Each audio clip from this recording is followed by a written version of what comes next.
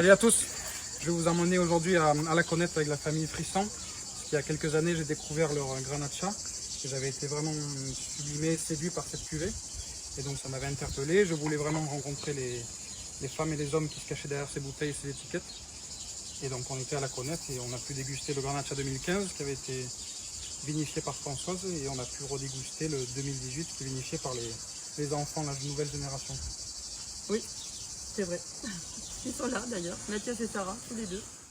Un terroir particulier assez unique, c'est la Conette, autour du village donc, de la Conette évidemment, et au château Couperose avec Françoise Frisson. Oui, on est sur un secteur d'altitude. Minervois-la-Conette, c'est une commune, on est en limite de culture de la vigne, le dernier village de l'aire d'appellation. Et les vignes s'étendent sur un grand plateau calcaire, entre 250 et 450 mètres d'altitude. Et les vignes aussi sont bordées de garrigues. Ça veut dire qu'on va retrouver ces arômes de garrigue, la garrigue qui pousse de façon naturelle sur le territoire. On va retrouver ces arômes-là dans les vins. Les caractéristiques gustatives des vins de la Conette, ils sont marqués par le terroir, donc altitude, fraîcheur, terroir calcaire, des tanins qui sont présents fermes, et puis les arômes de garrigue, de l'environnement. C'est vrai qu'à la dégustation, on avait ces jus avec un joli volume et une finale texturée, veloutée, soyeuse des tanins fermes qu'illustrait Françoise. Oui. Et après, on avait la nouvelle génération aussi Voilà. On a pu déguster Grenacha 2015, 2018 aussi, et on a pu voir la différence entre Françoise et les enfants pour la vinification. Vous avez commencé un travail de nouveau contenant, c'est ça, en vinification? Oui, on a voulu faire des expérimentations avec des amphores et maintenant ça a bien marché, donc on continue là-dessus. Et on a une vinification différente aussi, dans le sens où, comme dit Mathias.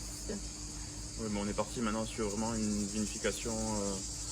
De fait, on est passé en biodynamie, donc que ce soit à la ligne ou à la cave, le but c'est de mettre vraiment le moins d'intrants possible.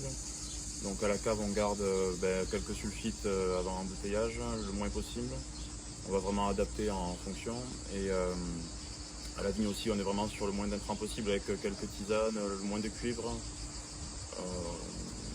On va vraiment vers cette direction-là. Et le but, c'est vraiment d'avoir des vins qui soient marqués par le côté vraiment tendu, vraiment complexe, qui soit quand même assez délié.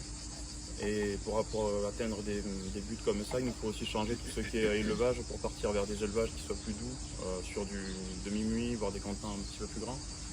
Et la jarre aide bien pour ça aussi, que ce soit la jarre en terre cuite ou la jarre en grès. Ça apporte quelque chose ça apporte une micro-oxygénation sans avoir vraiment l'aspect boisé. Donc on travaille sur tous ces aspects-là pour atteindre maintenant des vins. La perfection. Si la perfection existe. Perfection, non. Est-elle de ce monde?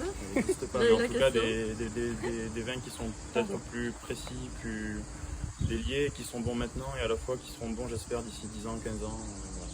C'est ça, je trouve que ça amène une vraie vibration dans les vins, ces différents contenants. Château Couperose. On vous attend. Vous êtes le bienvenu. Nous aurons plaisir à déguster avec vous. Après, il va trancher.